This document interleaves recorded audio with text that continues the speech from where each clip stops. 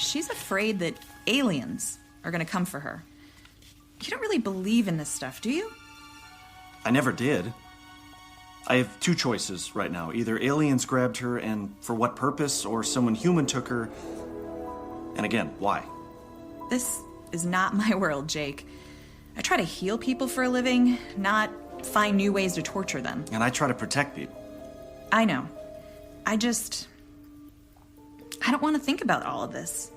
UFOs, aliens, and... Does that mean you might believe in this stuff?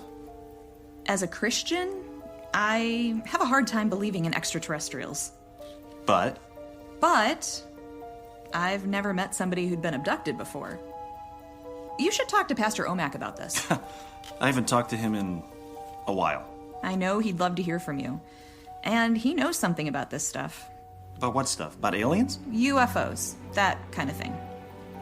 Well, I appreciate you letting her stay here. I know it's weird. I'm used to weird from you. Well, this is weird even by my standards. I just wanted to say thanks. You're welcome.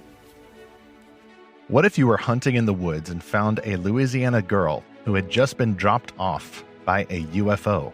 Then you tried to help her out while reconnecting with your past and dropped into that crazy world of conspiracies and possible preparation for the end times. Will Satan, or perhaps his human agents, use extraterrestrial myths to warm us up for a tribulation? Darby Kern, writer and producer of the Jake Muller Adventures, Unidentified, and many other audio dramas, joins us to explore this challenging world from a biblical worldview.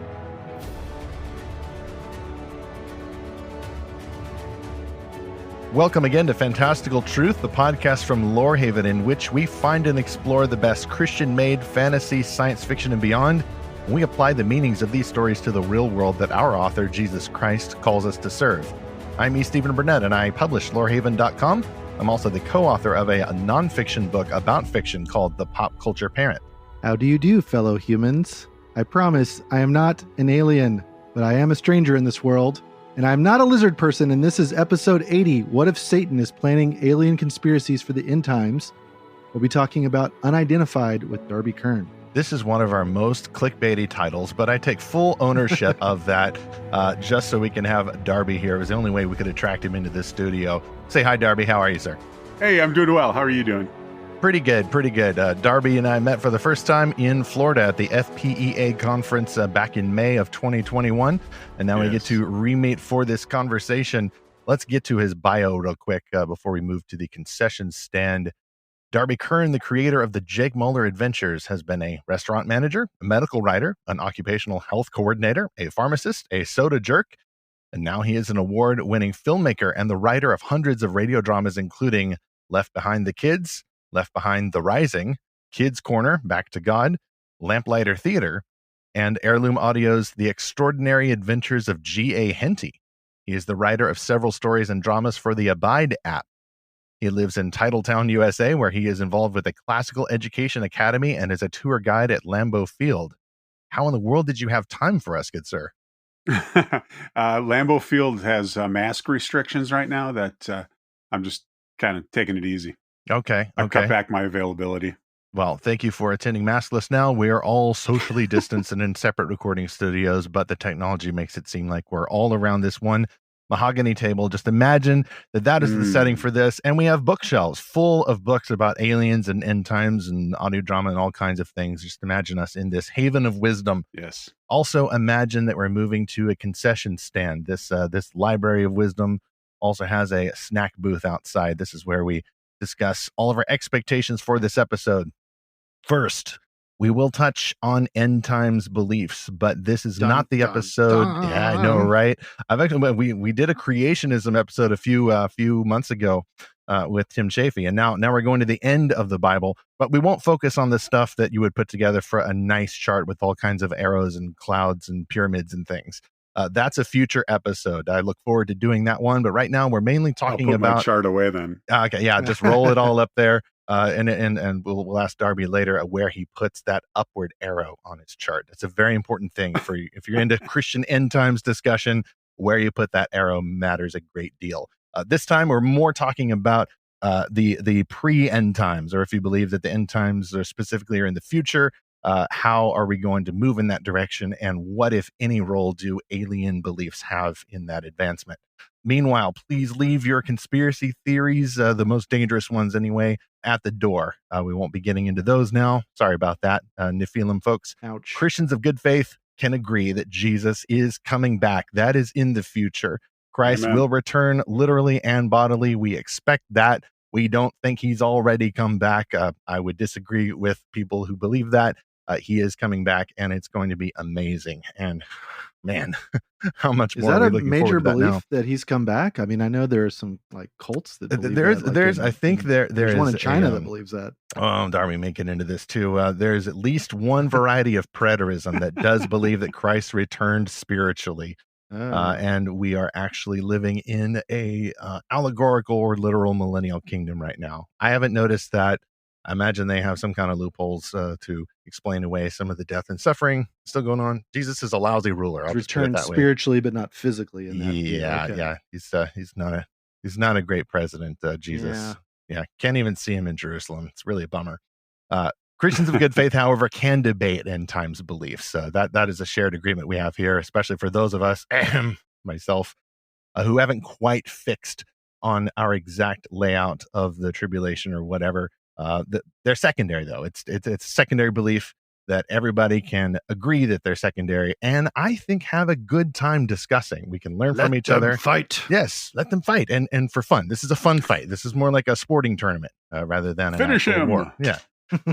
Oh, and of course, we've already talked about aliens. Audiences love aliens. See our continuing mini series of the podcast, which we actually called Armies of the Aliens. I think it technically then, Zach, I guess this would be part 4 or part 5. I don't remember. We'll just go back to that discussion because it's a lot of fun. And we will link to those episodes along with lots of other source material for this episode in our show notes for episode 80. So I'm like the 4th or 5th wheel on this bus. You've already traveled this road. Except we haven't traveled the end times part of this road. That's where we bring you in yes. because that's what Jake Muller Adventures is exploring. It is, yes. Our first sponsor for this episode is returning novelist A.J. Chamberlain, whose book Cain's Redemption, a new Christian thriller, just released in early September.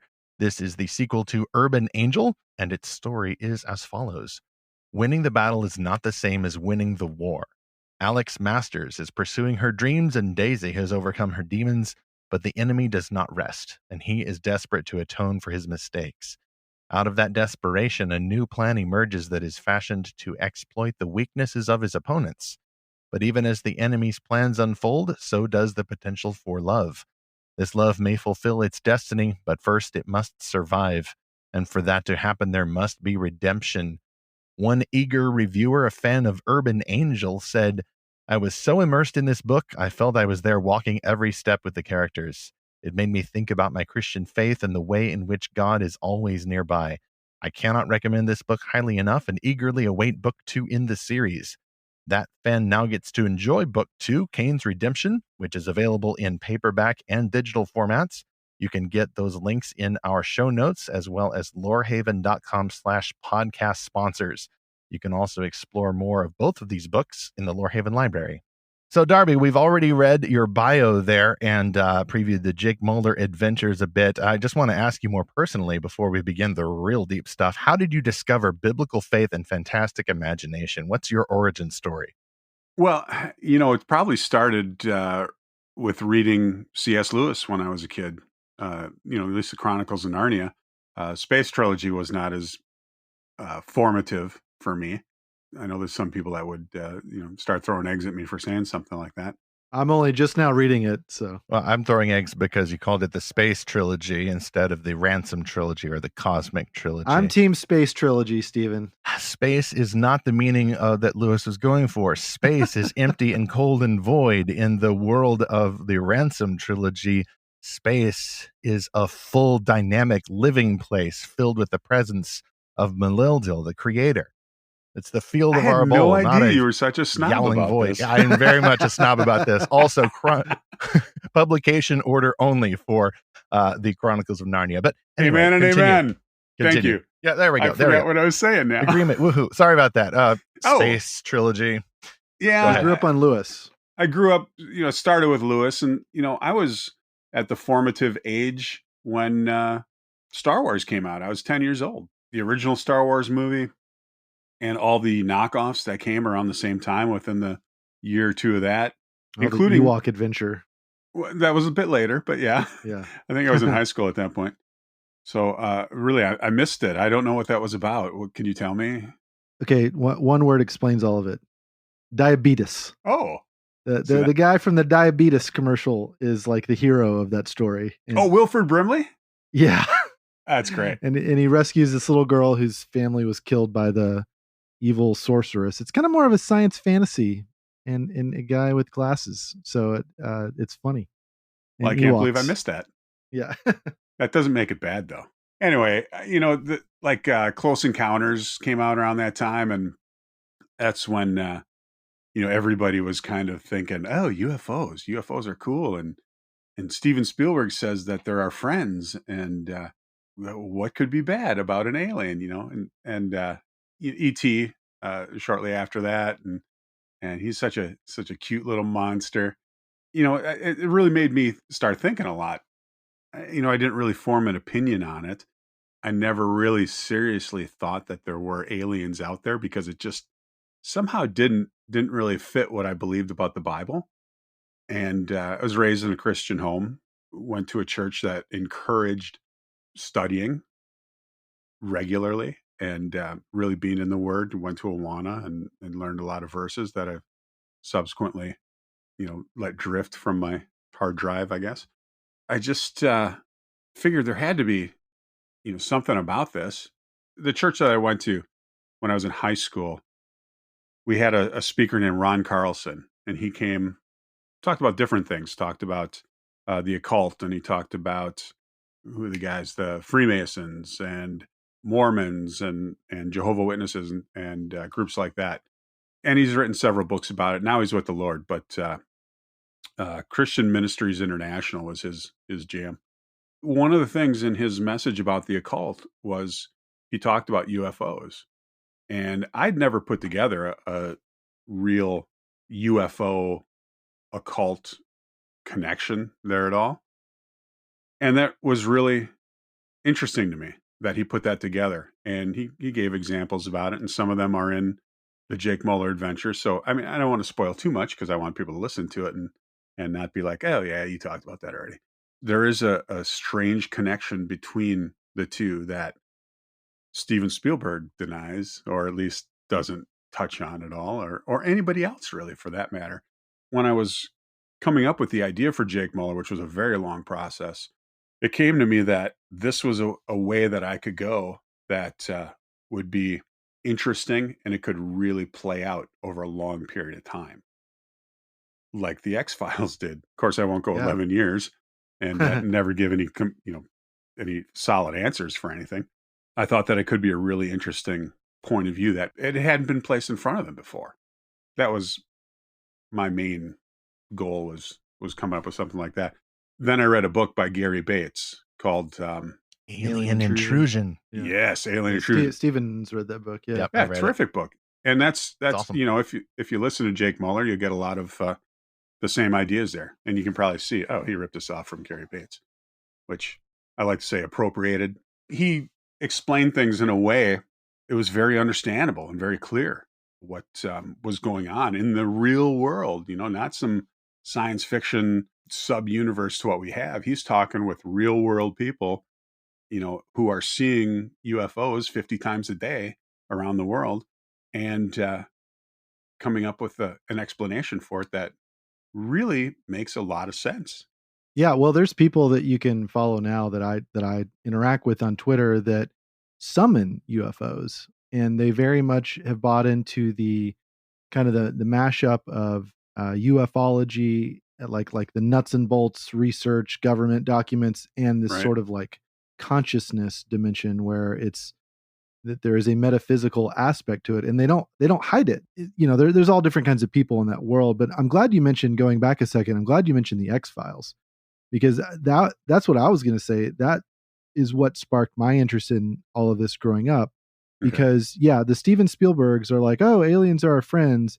And then the Michael Bays are like, no, aliens are going to explode everything and explosions. And the X-Files is like, maybe there's something here, but it's really mysterious. And I don't know what you can believe about it. And it's kind of deceptive. And it seems to kind of drive people crazy that look into it more and more. And it's like kind of a cautionary tale in a way. And and it's this very cynical, which I have a very deep vein of cynicism. This is the Gen X Files. The Gen X Files is what it really should have been called. And so, that's kind of always been my background when I've looked in the UFO thing. I'm like, oh, this is kind of interesting. And our government's kind of really into this and spending millions of dollars. But maybe there's, something else going on behind it all, because it just doesn't kind of add up exactly. Yeah, I don't think Chris Carter came up with anything new. And I think he admits that.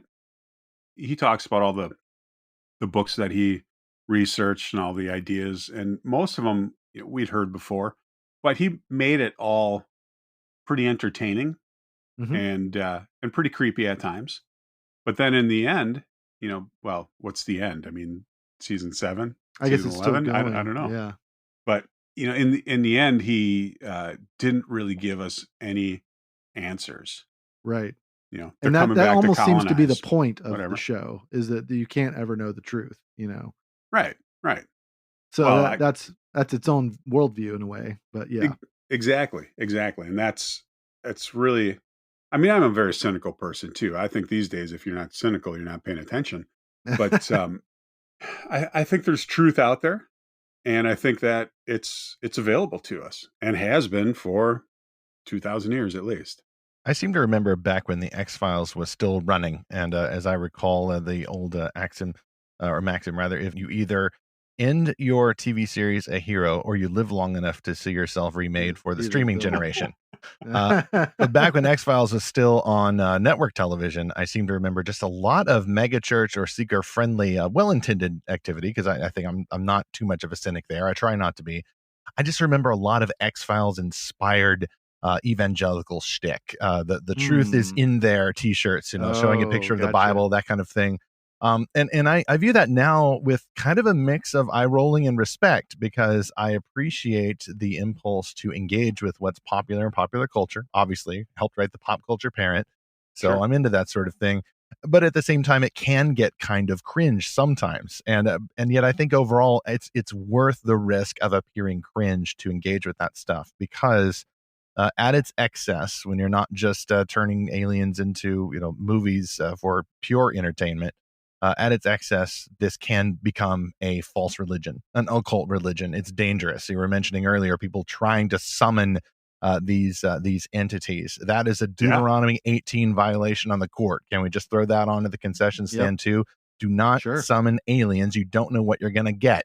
It's like in the last battle. Even if you're flippant about the false god that your country worships, and C.S. Lewis is The Last Battle, even if you don't believe this Satan-like figure exists, if you call on his name, he might show up. You don't want to mess with that stuff. So just a bit of a warning there. We don't want to take that for granted.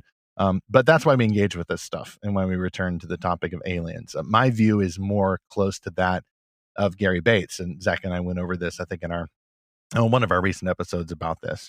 I doubt that these entities are out there, and yet if people are getting in touch with something, I'll bet they are actually getting in touch with something in a lot of cases. If they aren't just deceiving themselves or psychologically disturbed, then it is possible that they're tapping into some dark spiritual dimension.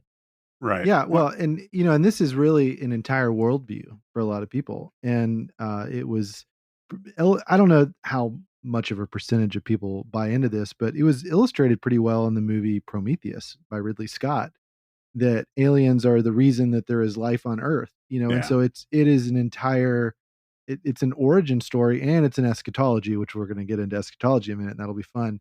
And so, and there is a sense in which you almost have to kind of respect it for what it is, and sort of go into it with a missionary mindset of like, okay, how can I decode this like very foreign view of the world and this very foreign culture, even though it's like people I know in real life here in my country that like almost belong to this entirely different religious movement. But yeah, you're right, Darby, in that there is a crossover there, which is odd. And I first got tuned into that by Matt Slick from CARM, Christian Apologetics Research Ministry, CARM.org. And he's a guy that's just written tons and tons of articles on all different like non-Christian religious movements, pseudo-Christian religious movements. I really got into that when I was in college and just trying to understand what were all these kind of pseudo-Christian religions I was hearing about. And he writes about his own experience being into the occult and seeing a UFO and realizing the connection between the two even then. And so interesting. So I think you're right to look at what is the connection between these spiritual beliefs and these supposed like nuts and bolts craft, and how does that relate to end time stuff. So it's funny because that's one of the things that Jake Muller talks about. That's one of the things that Gary Bates talks about too, is that these sightings, the abductions, the close encounters of the third and fourth kind that are reported and frequently reported, they cross every cultural, geographical, age, and just every barrier that we put in place for population, except that one group has been miraculously immune from it all, and that's the born again Christians. I mean, that is telling enough by itself, And I think about, my best friend in the world. I love the guy. And he's a believer, but he has some ideas that I disagree with, and he is actually a ghost hunter in Florida. Oh, interesting. And he's a Christian ghost hunter. Huh. Well, in theory, that would be the best kind of ghost hunter, wouldn't they? Be running? And that might explain why he hasn't had a ghost experience that has completely convinced him that the phenomenon is real. So the quote ghost to be like, no, I don't want anything to do with those Jesus people. Yeah, kind of. He's sort of skeptical, and I don't want to mischaracterize him in any way. He's skeptical about ghosts or about religion, or like, is he probably a little bit of both, but more about ghosts. Okay. But I just asked him one time I remember we were walking through a bookstore, and there was something about ghosts, and he picked it up and was looking at it, and I just said, "Why? How come you're so into this now?" Because we were college roommates, and he didn't have the same interest then.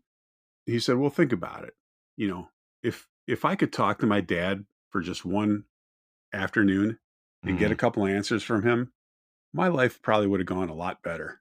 Wow. and it's personal. His dad died when we were in college together, and his dad was an awesome guy. So he was looking at it like that, and it becomes sort of an emotional thing. Mm-hmm.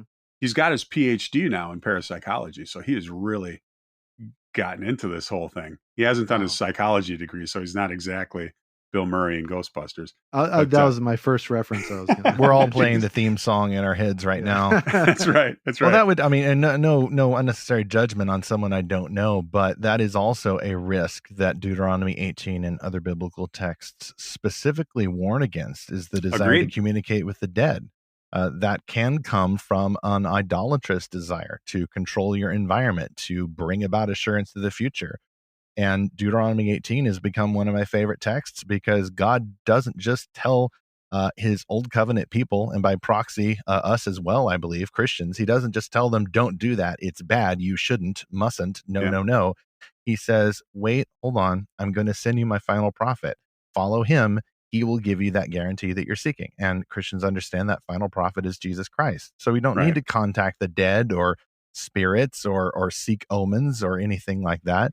Jesus will give us that assurance that we need in his good time. He can be trusted with the future. We don't need to control it ourselves. Yeah. And probably the only time anyone has ever reached out to speak to a ghost that actually got the right number was when Saul went looking for Samuel. And boy, did he find Samuel in a big way.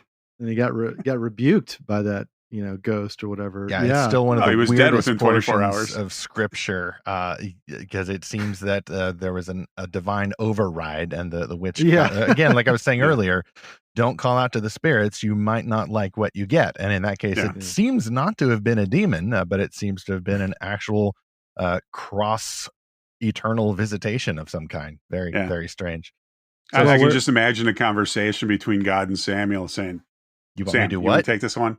You got this. You got this. Just you know this guy. Go take care of him. Special dispensation, pun unintended. Because you don't see that happening elsewhere in Scripture, apart from Jesus visiting with Moses and Elijah. But at least one of those had never died, which gives rise, by the way, to the theory that Moses and Elijah will be the two witnesses described in Revelation. Yeah. Well, I can relate to your friend a little bit there, Darby, because my grandfather died my senior year of college, and he was really my father growing up. I grew up most of my life without a father. And so when Pops died, it was pretty devastating to all of us. I mean, he was 71, so he had a neurological, like, degenerative disorder. And so it wasn't like a total surprise. It just happened relatively quick. Yeah. And so it left a huge hole in our family. And something I've been curious about for a long time is the intersection of our dreams and the supernatural world, because you see this a little bit in the Bible, and you sort of wonder about it. Is there any sort of that going on nowadays? But for years, I had dreams where Pops was alive again. But then within the dream, I would go, wait a minute, Pops is dead. This isn't Pops. And then it would just get really weird. Yeah. And then I started, like, within the dream, I got this creepy feeling. If you've ever just had those nightmares, you're like, I think this is more than a nightmare. I think that there is some demonic activity going on while I'm asleep and whatever. And that happened over and over and over again for years with me. And I'm like, there's some clear amount of demonic deception that goes on with this, because that is such a vulnerable part of our hearts when we miss a loved one. I mean, I totally get what he's saying. Like, wouldn't you love to talk to a loved one again? Wouldn't you love to have that time with them? Now I'm also interested. Now there's a transhumanist view of this, of like, well, what if you could upload your father's consciousness to, an AI? Yeah. And then what if you could stick that AI in a robot, and then you could just go visit grandpa all the time? And like, it's that pain, it's that sting of death that really does draw out these views. It really does create this space, I think, for people to unfortunately fall into error, because it is a hard burden to carry. Yeah. I think that, Satan knows how to get to us, and he knows how to manipulate us, and he knows what we love and he knows what we miss. I think what you're talking about is very real. I haven't had a circumstance exactly like that. Strangely, though, last night, I had a dream that my dad and I were in Monaco, where I've never been. And my dad's been with the Lord now for about 16 years. But it was not current. It was 2 weeks in the future. And we were talking about how this coming Monday night, the Packers are going to get shut out by the Detroit Lions. And then the week after that, they're going to get shut out. So 3 games into this season, Aaron Rodgers has not scored a single touchdown. So I'm really hoping there's nothing prophetic about that dream. But I know what you're talking about. The strangest one I ever had, about 2 weeks after my father-in-law passed away. And he was a great guy too. Absolutely just stunning, spectacular man. I had a dream where he and I were in a restaurant, and it was a restaurant that he and I every once in a while went to just sit and talk without the ladies or anything. And I remember in this dream, I was just inconsolable, just weeping, like ugly crying and everything. And he's sitting across the table from me saying, hey, you don't need to cry. It's all right. Aww. I'm good. Everything's fine. And you're going to be fine. And that really helped me turn a corner after he passed away. And some other people are probably still struggling with it. But that, to me, I don't sit there and analyze it too much and say, okay, that was the Lord speaking to me. It may have been. But it's his kindness, if nothing else. Absolutely. Absolutely. Yeah. It is his grace and his mercy poured out on me in that moment. Really turned my mind around on the whole issue of him dying. So wow. I resonate with that because my dad died just about 6 months ago in March of 2021. I haven't had any dreams like that, but I can start to see more from that insider's perspective what grief may be like for someone who has no hope of resurrection. And Zach, you mentioned earlier that that feeling of revulsion at some sort of a counterfeit resurrection motif in your dreams. And whether or not there's some spiritual causes, bad or good, behind that, it just makes me realize that Christians are trained to think in terms of looking forward to a resurrection that is real. It would seem natural that we have an uncanny valley response to a counterfeit resurrection, which I think, by the way, some of our best stories about ghosts or shape-shifting aliens or zombies or androids with the consciousness uploaded, like that strikes us all wrong. Like I said, it's the uncanny valley. Like, no. And it should. It should. Yeah. This is a counterfeit resurrection. Dead people aren't supposed to come back unless they are. And unbelievers don't understand that. And that leads them to seek answers in the worlds of this alien conspiracies or ghosts or anything else. Our second sponsor is Revel Books, featuring Sean Smucker's magical realist novel, The Weight of Memory. Sean Smucker has been a guest on Fantastical Truth as well back in summer of 2020. Here is our review of The Weight of Memory at Lorehaven. What would you give for a chance to change the past or prevent it from recurring? Paul Elias is burdened by regret and the tumor that may take his life at any time. So he embarks upon a desperate quest to find a new guardian for his granddaughter Pearl in the small hometown he fled 40 years ago. But this is a novel by Sean Smucker, and in The Weight of Memory, dark secrets lurk beneath even the most placid of surfaces. Is the ghostly woman who makes Pearl run strange errands at night merely a phantom of Pearl's imagination, or something more? The story unfolds like a sleeper waking from a dream, slowly, tentatively, clinging to the hope or fear of world-ending reality.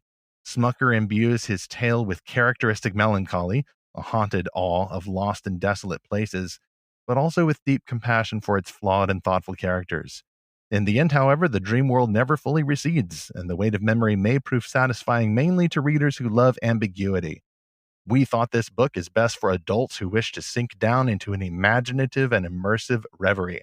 You can read Lorehaven's complete review of The Weight of Memory at lorehaven.com. Just look under the reviews section. We will also, of course, have all the links in the cover. You can see that in the show notes for episode 80, as well as lorehaven.com/podcast sponsors. So, Darby, question for you then, as you've already alluded to this a little bit, the origin story of the Jake Muller Adventures Unidentified, which is the first of this series. You got into audio drama, as I understand. Was it starting with the Kids Left Behind, which is the first time I heard your name, long before we'd met? Yeah, that was the first professional job I had. Friends and I would sit around with a tape recorder and actually a 4-track mixer and record some stupid little dramas and try and have fun doing that and figure out how to mix music with it. And it was very archaic. It was pre-digital, but we had some fun doing stuff. And then I got into Left Behind after the first drama was done. I bought it and listened to it and thought, oh, this is a notch better than Moody Bible Institute's It's dramas. epic. It's absolutely epic. The casting is great. It is cinematic level sound and adaptation. There's no narrator. It's just a fully immersive audio experience. And they ended up doing the entire 12-book series, 144 episodes.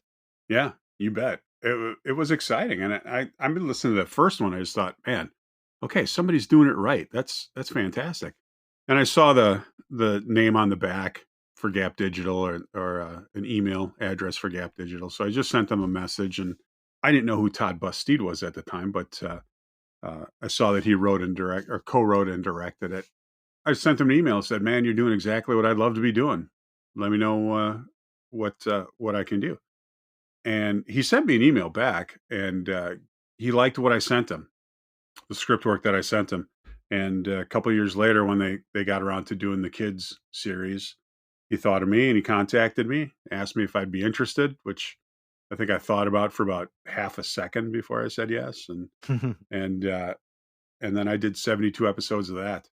And when they needed some help with the last 2 of the in air quotes adult series. I always have to be careful when I talk about grown-ups. Left Behind adult. Yeah, it's the adult novels for adult. Very suggestive content. No, not really. Just well, stuff does get more violent though. But so that's book 11, Armageddon, and book 12, Glorious Appearing. The adaptations for those. Yeah, I got to work on those, and that was a lot of fun. I got to play with some of the real character, like the main chess pieces in the Left Behind world, and had a good time with it. and then we finished off the kids series, which just to comment on something you just said, if I actually went through and counted, if it were even possible, I think we actually killed more people in the kids series than the adult series. So it was a pretty violent show as I listened to it That's again. right. Well, there's also a rather off-screen amputation in the kids series. Things get pretty intense. It says the kids, but it's more YA. I would say it's a little bit more YA. It's the ages of the characters. It's My oldest daughter is reading the kids series. She's like about 6 or 7 books into it, and she's like, I think I need a little break from this because we are kind of living through pretty intense times already. This is just I need a little break, like little House on the Prairie or something like that.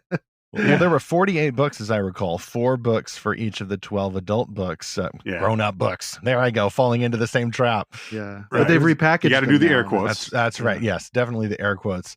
And I enjoyed them, particularly when they would expand sometimes on the events that the grown-up series would condense. Particularly, I forget which trumpet judgment it is. Number 2, the Comet, one of my favorites, probably a second or third place runner-up to the Demon Locust and the Demon Horseman, though. But that Comet, it's Deep Impact time. It's so hot right now. Happened to be coinciding with another Steven Spielberg movie, Deep Impact, I think, which released in 1998, and then Soul Harvest, Book 4, Left Behind came out. Oh, my nerds getting all over the place here. And Armageddon was in there too. Yeah, and it was, and the Left Behind series just happened to cover that, which really does in the book of Revelation singular, by the way, another thank you concession stand. Yeah, drives me mad every time. But there's a comet that splashes into the earth. I don't know what else it could be describing. And then a third of the ocean becomes blood, a third of the sea creatures die, and then presumably we have tsunamis, which aren't described in the book of Revelation, but you can just guess that causes this ecological cataclysm. Book 4. Yeah, book 4 kind of had it at the end, but I remember the original, the kids books expanded on that, and then there was a more expansion in the kids audio drama as well. So, yeah, we got at the beginning we were doing each book was 3 episodes. 3 episodes, yeah, and we did the first 24 episodes that way. No, first 36 episodes that way, and then there was a severe budget cut, and by the end it was one book, wasn't one episode. So we were really cramming things together. Yeah, that was amazing. And since then, I think it's only been within the last year or so. Oh, that's right. Yeah, I went back to the family homestead and managed to get the rest of those albums, which I'd not heard. Was it the last 2 or 3, which I'd literally never heard before. So I got to finish that up. Oh, really? I was like, whoa, we're definitely moving faster here. You could tell, like, there's entire road trips and like people are separated for years, and then it's covered in 6 episodes. Like, I mean, what else can you do? I mean, I'm just glad we got the series finished. Yeah, me too. I had a lot of fun. It was a great job. Yeah, one of the best I've ever had. As far as how that relates to Jake Muller, it just became a goal of mine to do another action adventure oriented audio drama. Mm-hmm. And actually when I first thought of Jake Muller, it was probably a comic book idea. And then I realized that even though I have a degree in art and studio arts, I don't have the patience to sit down and draw, a comic book, with maybe 64 or even 128 pages. There's not enough time left in my life to get that finished. But so I thought about trying to write it as a movie script, but then I thought, who's going to make it? And then it became an audio drama, and I wrote it up and I got it out to some people on one of the boards that I spend time on, one of the Slack boards, and they liked the idea. And I met Micah Touche there, and he became my production partner on this project, and he nudged me along, not always so gently, and then he did the post production on it. Was just phenomenal. I think he did a great job. Oh yeah, it sounds great. Now I can barely afford to use him again, so he's so busy. He just leveled up so quickly. Well, and I've of course heard the Jake Muller Adventures Unidentified, and for me, having at least as a late teenager enjoyed the Left Behind audio dramas, like I recognize some of the style. I mean, obviously in your dialogue and kind of the cracking good pace of the yarn, but also several of the actors. You guys went back to the Gap Digital studio there in Wheaton, Illinois, and there's a few veterans from the Left Behind series, both kids and adult version of those. Dugan Sherbondi, who plays Jake Muller himself. Yeah, he was Ryan in the Left Behind the kids, and spoiler alert, he dies. Yeah, too early. There was a conversation that we had, Todd and I had, where I think he read the script where the end of it, Ryan dies, and it's taken out by the earthquake, by the way. Yeah. It's a major bummer. Yeah, there's a little bit more than that, though. It was a slow, lingering death, and it was kind of painful to write too. But especially knowing Dugan was going to do it, because we just love Dugan, and that was a conversation.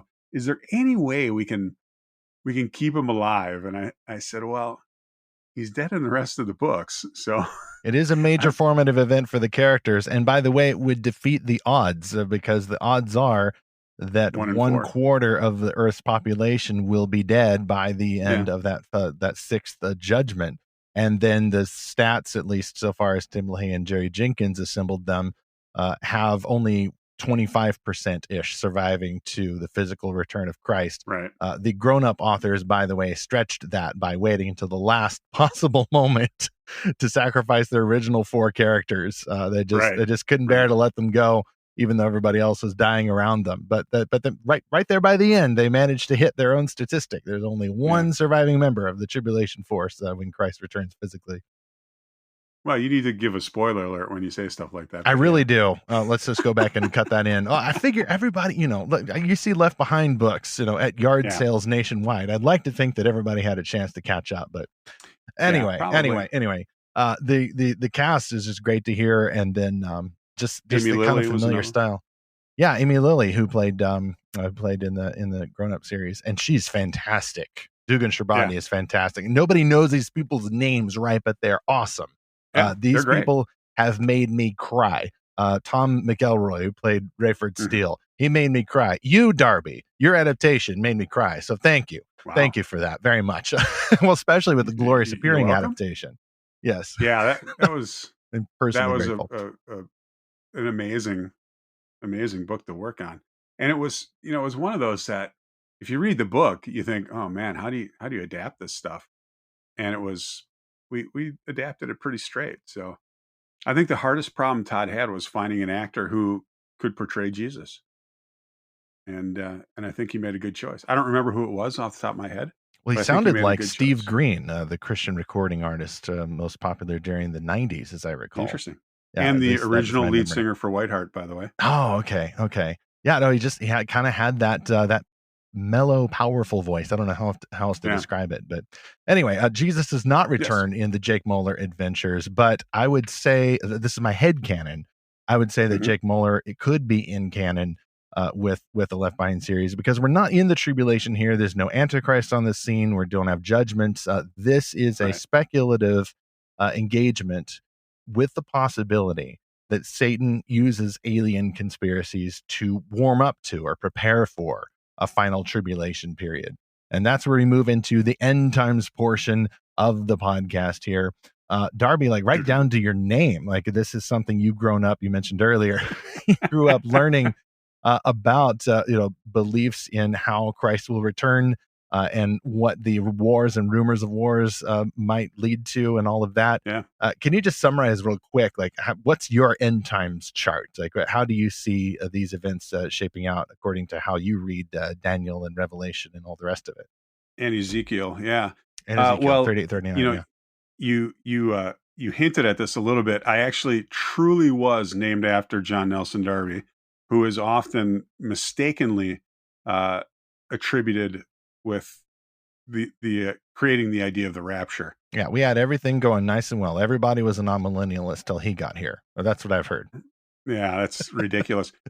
Because that would mean that everybody pretty much skipped John 14. But okay, if you want to label me, if you have to, of course, narrow everything and stick a label on me, you gotta hashtag it. Sorry. That's right. Most people would say that I'm a premillennial, pre-trib dispensationalist, which Own it, brother. mean that Own it. I walk lockstep with everything the dispensationalists say.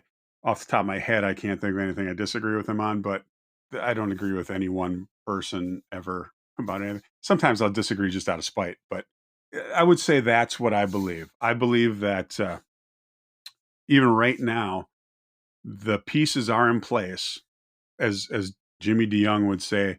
The pieces are in place. The curtain's about to rise, and we're about, before that happens, the Christians are out of here. And I don't think there's anything left in the prophetic calendar that needs to happen before the Christians are taken away. I think that the rapture is a biblical idea. I think there's examples of it, and I believe that Paul talked about it quite a bit. Examples being, like you mentioned before, Elijah was one of them. Enoch walked with God and was no more. We have these examples in Scripture of these things that happen, and I believe it's going to happen on a mass scale.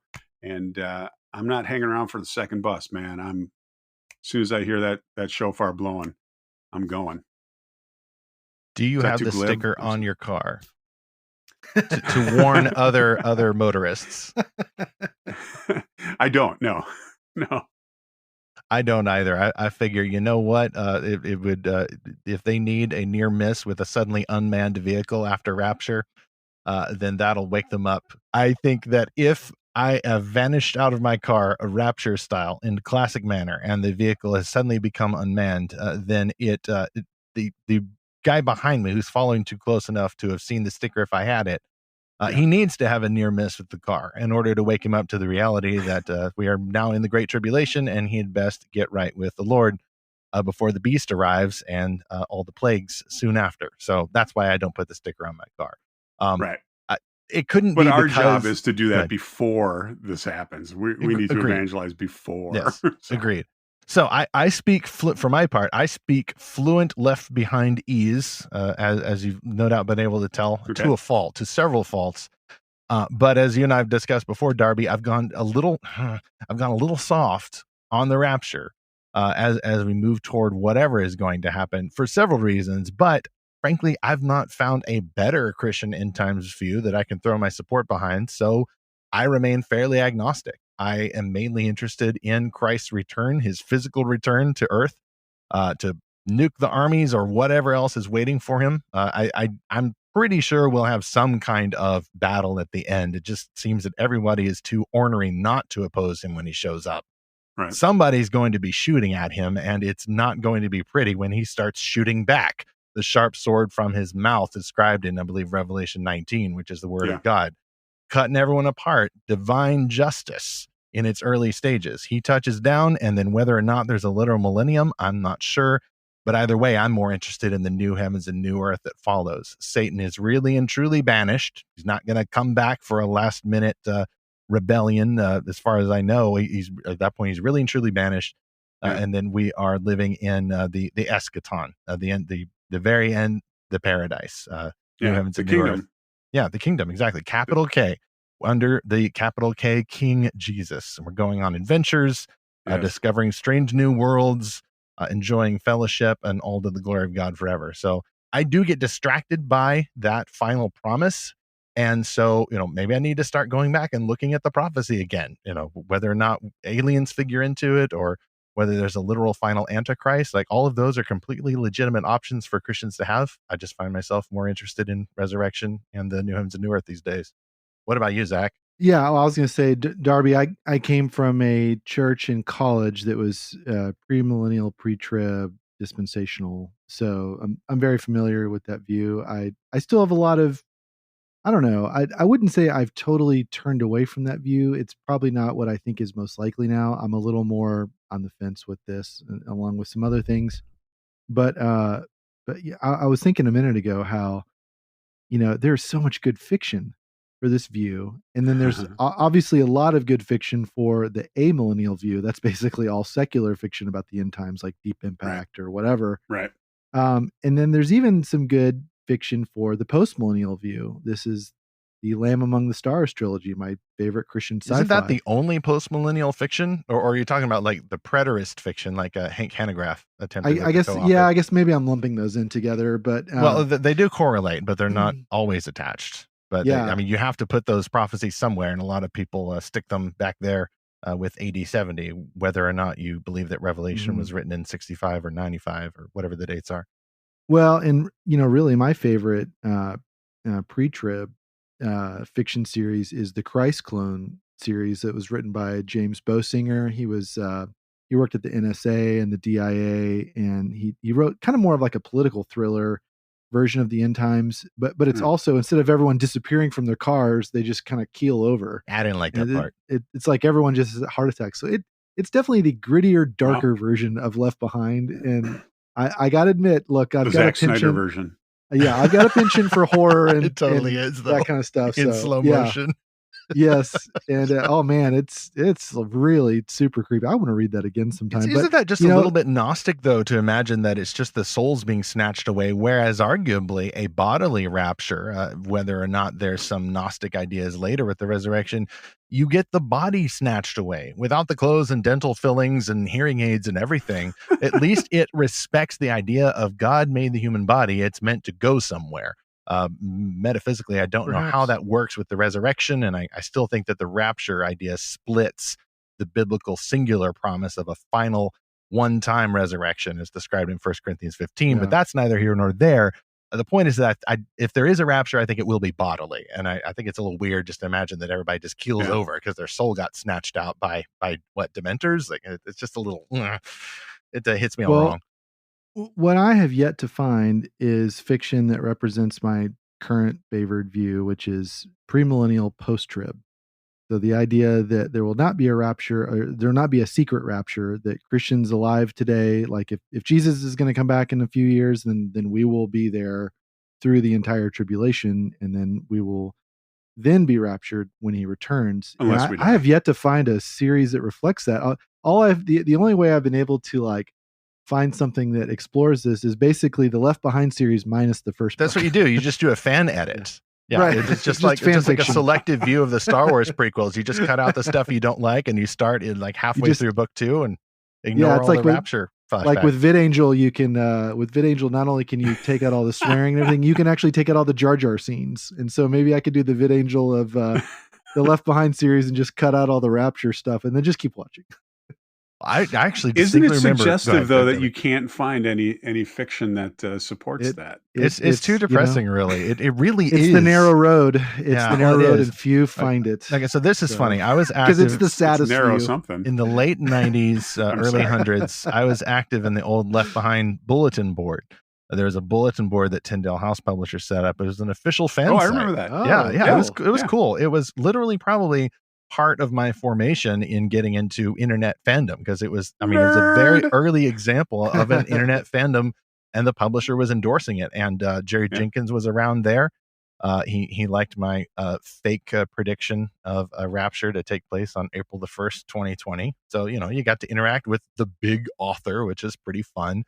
But a lot of people on the board, I remember, were into the Left Behind series so much, and they were appreciating the camaraderie of believers and the, altogether, with some exceptions, the singular purpose that they had in resisting the Antichrist and trying to, be preppers in the best possible sense for the plagues and judgments.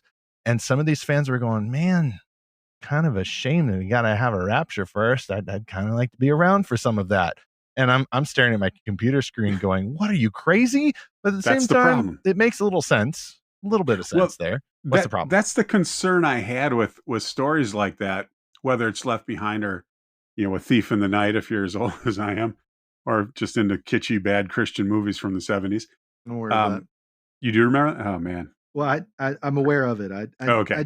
I didn't grow up with Christian media, but I have a lot of friends who did. So it's like I've gotten a lot of this secondhand. Well, there was the song, I Wish We'd All Been Ready. That's where the words came from, Left Behind. That's where the series gets its name. Which was Larry Norman in like 1969. But the problem I have with something like Left Behind is that somebody can read this who's not a believer and just say, well, I guess I'll wait and see to see if it actually happens. And if it does, well, then I can make my decision. And I Then they just were cutting don't- up the series worse than Zach would to preserve his post-trib view, because the series was 100% against that sort of thing. You wanted to get saved now, make your peace with Jesus, and get raptured was the idea. It was totally part of that series. But it also, you're right. You're 100% right. But it also gives the idea that if you miss the boat the first time around, you have another chance. And I think I don't necessarily believe that is going to be as easy as they present it in a way. I think if you actively come to a point where you have to make a decision and you decide not to follow Christ before the rapture, Paul talks about the great delusion afterwards. Yeah, I think part of that delusion is going to be that you don't need it anymore. And I think Satan is going to delude people completely. Well, and in Hebrews it says, "Today, if you hear his voice, do not harden your heart." Absolutely. Because this may be your chance, like right now.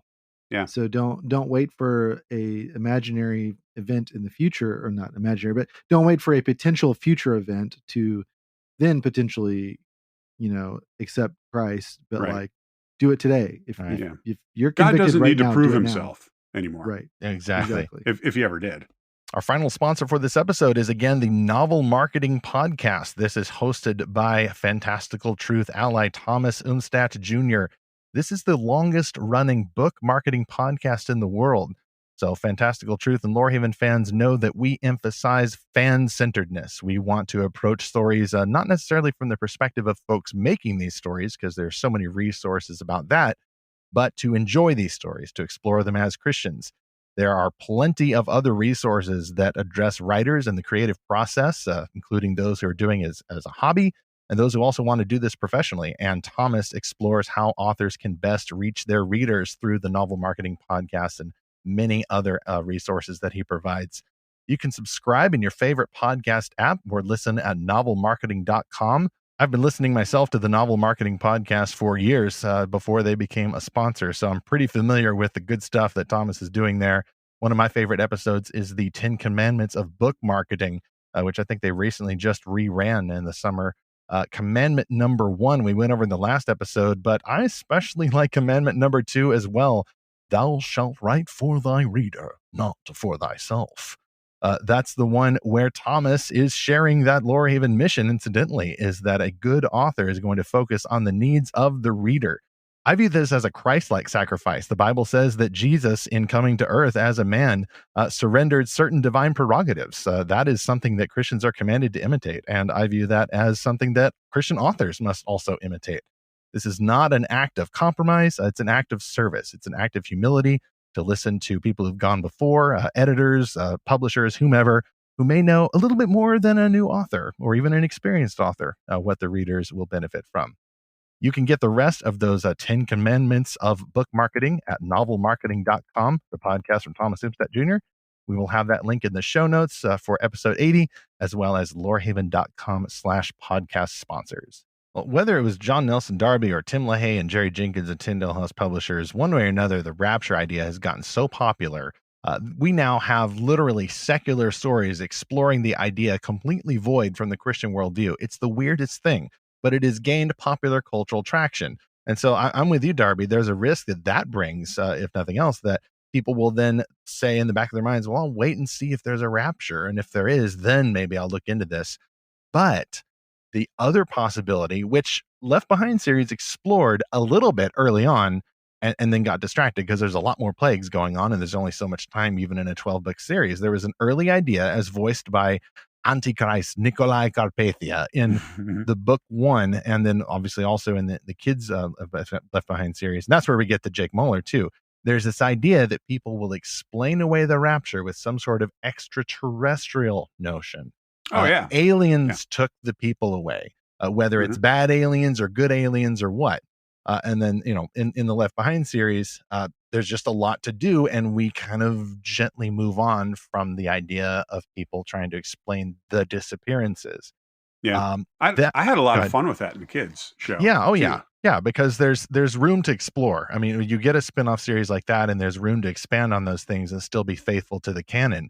But that to me, just as a nitpicky fan, I was thinking, well, wait a minute, shouldn't we have like some kind of, like you said, the grand delusion to promote a lie? Like, don't we need a grand lie settled upon by the world government about the aliens or whatever taking away these people? And now we need to rally behind this singular charismatic global potentate in order to keep it from happening again. Wouldn't that be the lie? And so, I get into the end time speculation like anybody else, and I still think that that's the strongest possible explanation if these events happen literally. And so that's what Jake Muller does, is kind of explain, as many Christian writers have, how this idea could come about, how the alien notion could feed into the end times.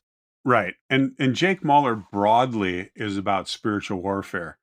The next story that we're going to do when we are funded, which at the rate we're going might be a while, but the next story is about a different subculture. It's actually about a vampire subculture, and explores what how Christians view blood, and what is a blood atonement mean, blood sacrifice mean. That's investigated in there. The next story is about zombies, and I was talking to somebody who I was hoping would kind of pick up the series, pay for it, and let me write it and direct it, and he said, well, how do you do vampires and zombies under a Christian umbrella? And I said, well, it's not that hard, because there's no such thing as vampires and there's no such thing as zombies. So obviously it's something other than those things that is going on here. And that's, I want to expose that kind of thing. But at the same time, I can't deny that, in a city like Chicago, where the second story takes place, there are a huge number of people who indulge in a vampire subculture. Oh, there are. And it is absolutely demonic. And, with the tantric energies and things that they feed on, there's my air quotes again, they feed on this stuff. And you can't look at this stuff and say, okay, that's safe for a Christian to hang out with, with that kind of subculture. And that's what Jake Muller is all about. It asks the question, what should a Christian think about A, UFOs, B, vampires, C, zombies? The cloning is going to come into one of the stories. I mean, I have this, as I look up, I have my whiteboard with all my Jake Muller ideas and things on there. I have probably 14 different ideas, and I'm looking to raise money for the second one right now. So I hope I get to all those. But dinosaurs, werewolves, ghosts. We talked about ghosts and ghost hunting. The golem. Eastern religions and spiritualism, even Bigfoot. I'd love to do a Jake Muller story with Bigfoot. That'd be awesome. Is something out there? Well, yeah, probably. What is it? I don't know today, but we'll figure that out. I'll do some research on it. And, I just, what should a Christian think about these different things though? And with UFOs, when I started talking to people, most people said, I hadn't really thought about it. In fact, when I talked to my dad years and years ago, I said, what do you think about UFOs? And his response was, not much. And that was the end of it. You certainly don't hear this, preached about from the pulpit anymore, if you ever really did in many churches. So the idea was, let's get a conversation going about these different things. And that's what I love about some of the, when we were at Realm Makers, at the Realm Makers the bookstore in Florida, yes. Yeah. Looking around, so many different creative ideas that Christians are writing about different things, whether it's fantasy or science fiction, but with a biblical worldview, rather than, the Philip K. Dick, all right, can I put, a human intellect into an AI, and that kind of thing.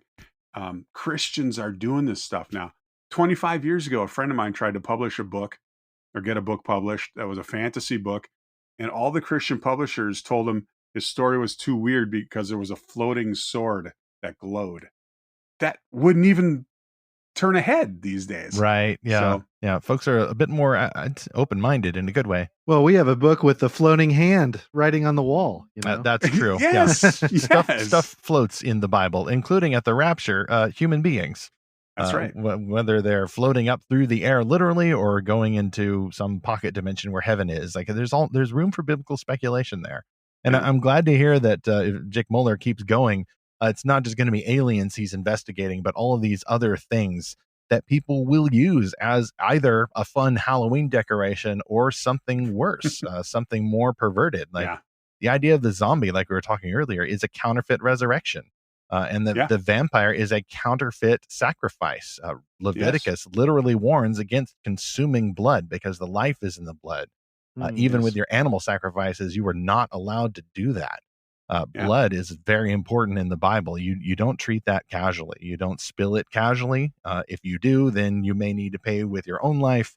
That is stuff that, I don't hear sermons about it, but I think that it's best explored through stories. And I don't see a lot of even Christian stories exploring some of these themes. And if they are, it's more from a secular fun vantage rather than trying to contrast them with the biblical worldview. Yeah. It's funny because I remember a few years back we were doing, I go to a very small assembly out in the hinterlands of Wisconsin.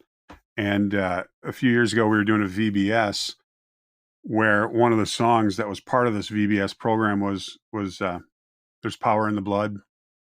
And we got this CD so our kids could listen to it and figure it all out and didn't have to read music and all that stuff. But I was listening to these little kids singing this song.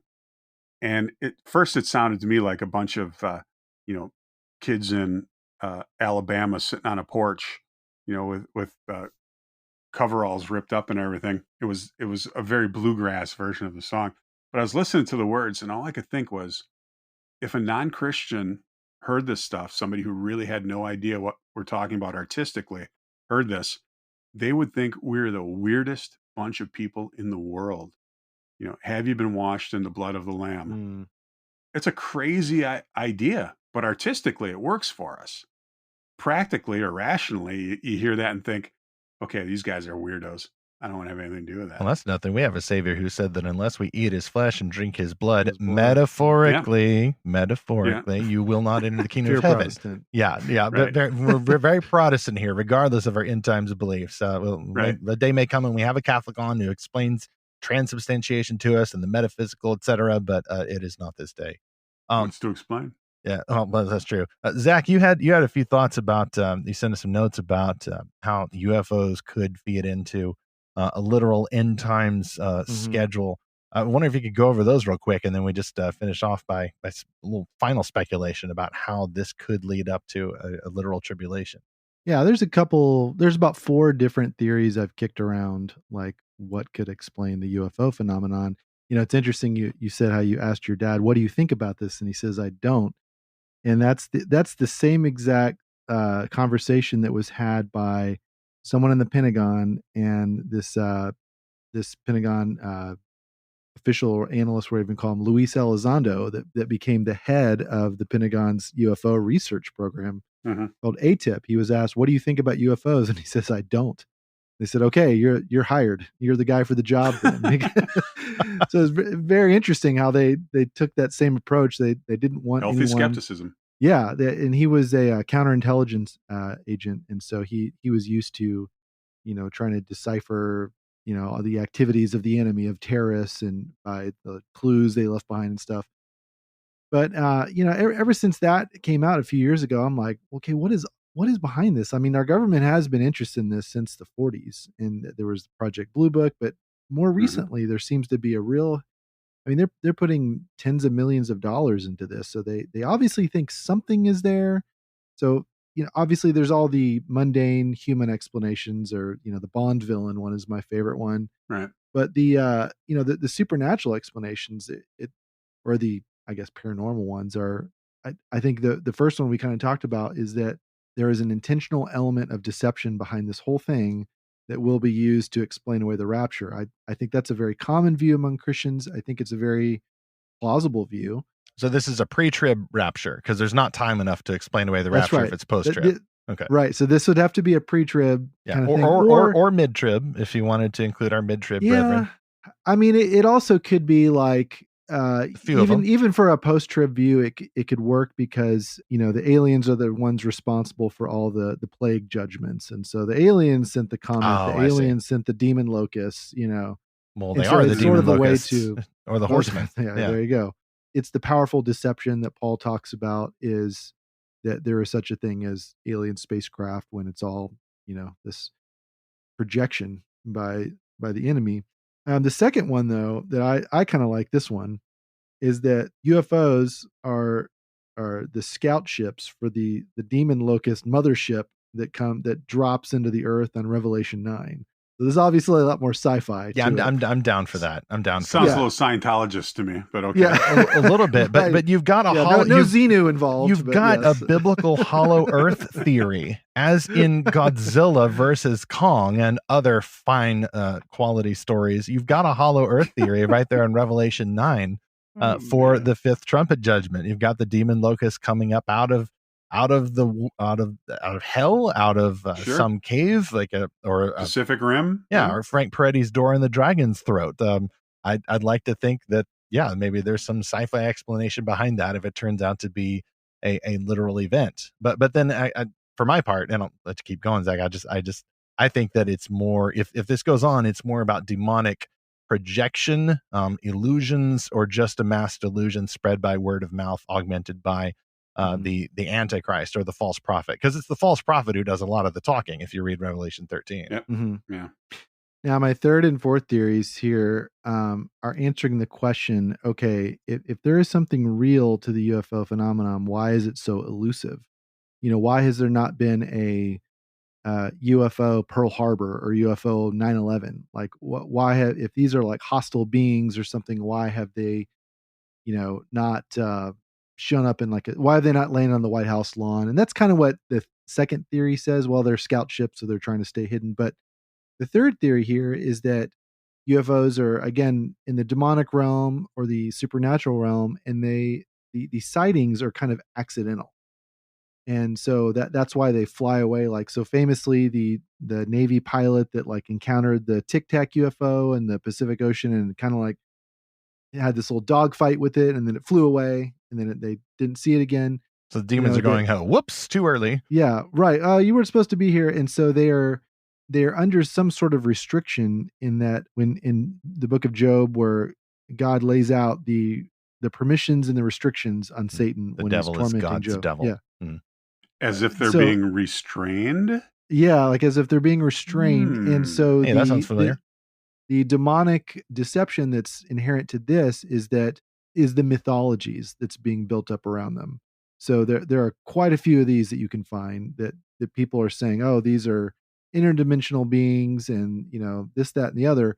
And so it's those mythologies that are being built up that are the real deception, that they aren't necessarily intentionally doing that, but human beings, we're idol making factories. And so we create religions based on all kinds of things. And Sure. The famous example is the cargo cult. So this was this remote island in World War II that saw these cargo planes fly over, and they'd never seen planes.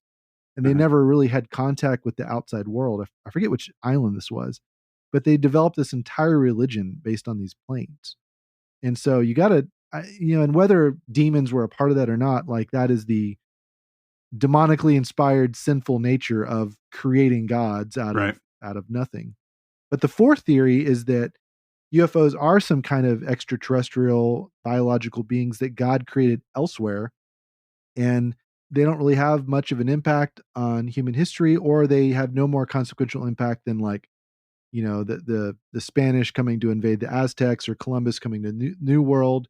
And so they're maybe a small part of our history, but nothing consequential, nothing that's really going to show up in the end times or anything. And so that's kind of a wah-wah kind of view, there's nothing spectacular that'll happen, but they are just other things that God has created that have some interaction with us, but nothing substantial. So those are a couple of the views I looked at. That's a little bit closer to Lewis's Ransom trilogy view there. Right. That, yeah, that's a good way of saying out there. That's somewhere. a space trilogy, right? Yeah. Same thing. Yeah. Darby, earlier you mentioned the restrainer. The Apostle Paul writes about this mysterious restraint that is taken out of the way in the end times, only after which the Antichrist can arrive. Do you want to expound on that? Well, the idea that the popular version of it is that when the Christians are taken out of the world, there is something that had been restraining and keeping the full effect of Satan and the Antichrist, that it is now no longer restrained, and so we'll get that full effect in the world during the tribulation of what Satan can do when no one's blocking him. Some people think it's the Holy Spirit that's being removed.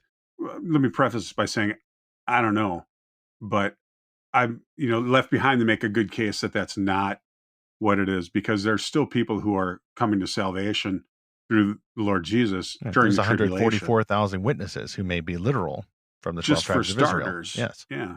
And they're described pretty with some detail. So I don't think, it's a figurative group of people. I mean, they're male Jewish virgins, which it's kind of, if you're just going to say there's 144,000 of whatever, then you might be able to say, well, who knows what it is.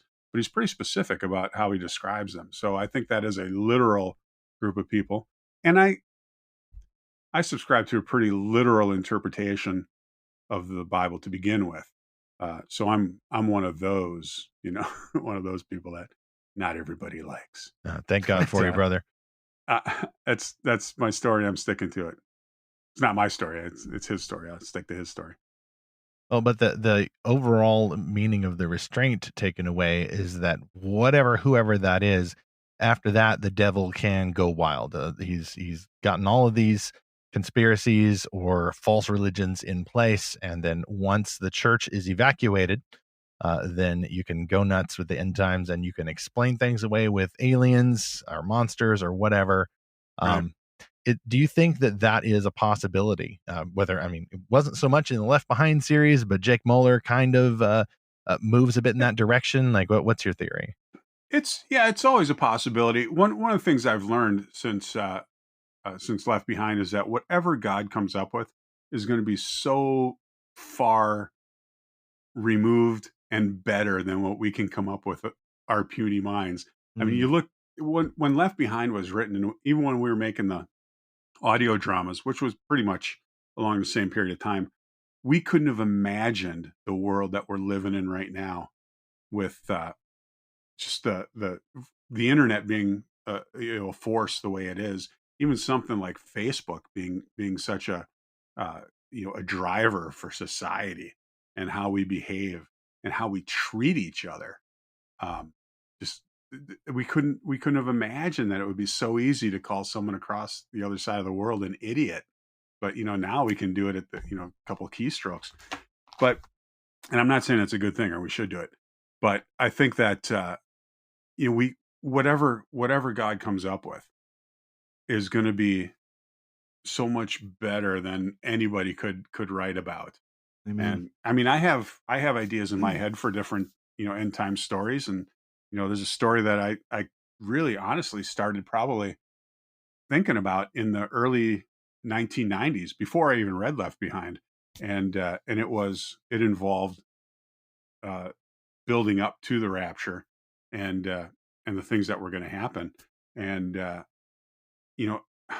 I'm almost ashamed to say it, but one of my ideas was that a terrorist group was going to, or maybe domestic terrorists, was going to fly a plane into the United Nations in New York and destroy it, and that was going to really disrupt the world powers in a lot of ways as they moved to Vienna after that. So, now, I mean, if I kept going with Jake Muller, would I even throw that into the mix? I don't even know that you need something that big anymore, because a germ is now going around and stopping society dead. Don't get me wrong. I know you said leave these theories at the door. I am not saying that getting a shot or getting anything is the mark of the beast. In fact, I'm going to say it is not. It is clearly not. Right. No, I'm with you. It's so much more interesting than a lot of the other fictional things that we've come up with. We live in a fantastic world created by a fantastical God. And the story he is telling is always better than what we could come up with and what Mhm. we could theorize that it would be. Naomi and I talk about this a lot when you look at how people were arguing about Jesus, like, how could he be the Messiah? Like, how could he be the Messiah? Messiah is not from Nazareth. Wait, he's from Bethlehem. Wait, no, he's from Jerusalem. Wait, he's from Egypt. Like, what? Yeah, Yeah. and like, they're always like trying to piece it together where the Messiah was going to be from, and it's like we kind of do the same thing today with, like, I mean, I love talking about end times, but it definitely can like sweep you away into thinking like, well, I've got to get this figured out so I know what's going to happen. But it's like, Right. God is he's the one telling the story. Like, we are characters in a sense in the story he's telling. And our salvation does not depend on which eschatological view that we hold. Right. It just amen. doesn't. It's by grace through faith in Jesus Christ alone. You can figure out the rest of it later, or not figure it out. Right. Well, But- I feel encouraged by that because, as I said earlier, like I've just stopped trying to figure it out. And I don't even like that. I'm not saying that my view is more spiritual. Like, I admire the folks with their charts, who are digging in deep and trying to figure out what's literal, what's symbolic, dedication. all of that. Yeah, and that is dedication.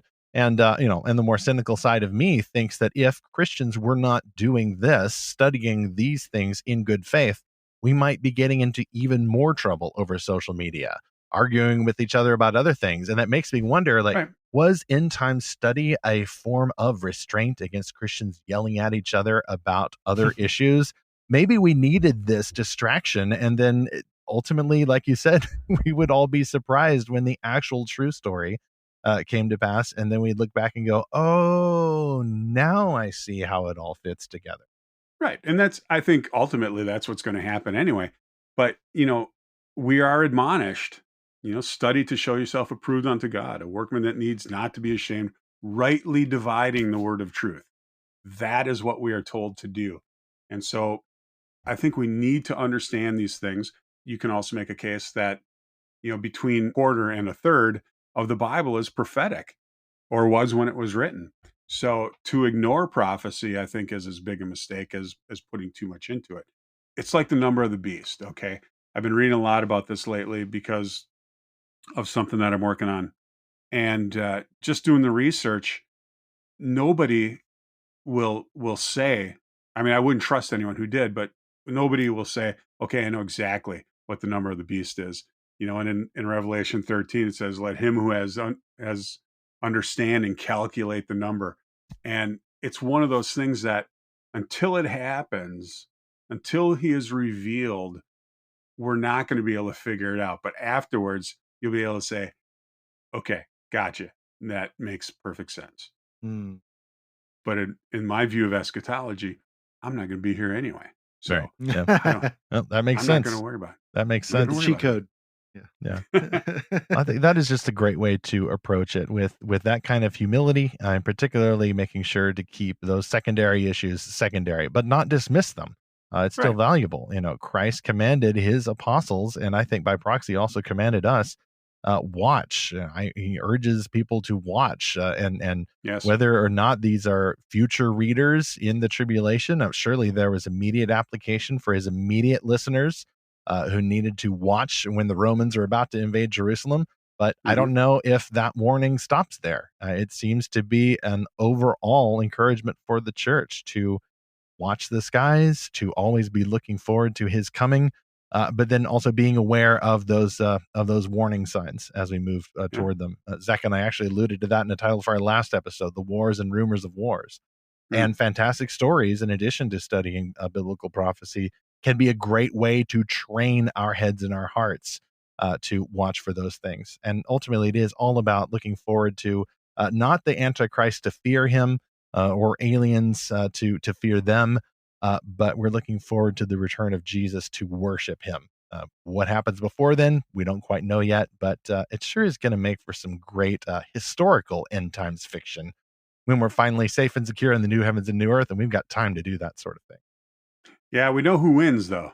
Yeah, we do. We do. Which is, I mean, we do now, but as a line frequently from the Left Behind series, and I can't think of a better way to end there. Darby, where can people keep track of your work and get more of the Jake Muller Adventures and order a copy of that audio drama?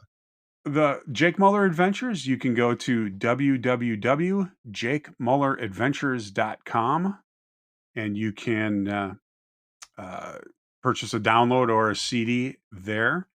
I'll give you a code you can put in the show notes for a discount on that. You can get 25% off a CD or a download. Let him who has wisdom calculate the number of the discount code. If you're really, really bored and you want to find out who I am and what's going on, you can go to www.darbykern.com. And there's an old picture of me there, and it's got some pictures of projects that I've worked on, all of which I'm very proud of. And I think they're all commercially available as well. So you can check those out. Left Behind's on there. Left Behind the Kids is on there. Lamplighter Theater, I did one for them. And Heirloom Audio, I've written 3 scripts for them. 2 of them have been produced so far, and they're pretty good.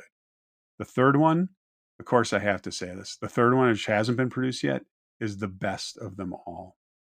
Maybe one of my favorite things that I've ever written. And tell your friends about the Jake Muller Adventures and have them buy it too. If we raise enough money, we got more adventures coming. The script is done. The cast is ready to go. Awesome. Sounds like an accurate prophecy to me. Darby, it's been great to have you at last. We will look forward to having you back. And of course, in the New Heavens and New Earth, we'll go over everything that's happened and figure out who was right and who was wrong and who was way off. I look forward to it. I don't think we're going to care, but I'd love to have that conversation. Probably not. Probably not. All right. Godspeed, brother. Thank you so much. You too. Thanks. Thanks, Darby. We have several dispatches in the comm station for this episode, but because the discussion ran so rightfully long, we will save those hopefully for the next episode, topic to be announced. In the meantime, what are your thoughts about aliens? Audiences love aliens, alien conspiracies in the end times theories, audio drama. This episode had it all. You can feedback on any of those topics by emailing podcast@lorehaven.com. You can also use the feedback form at lorehaven.com/podcast, where you will find all 80 of our episodes so far, or find us on the socials and send us a note that way. Search Facebook, Twitter, and Instagram for Lorehaven. We should be the first result you see.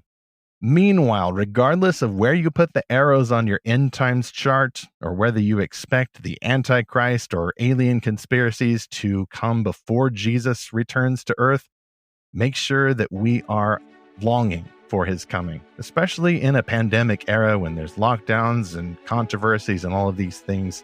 Let's look forward to him actually returning to make all things new as we continue to seek and find his fantastical truth.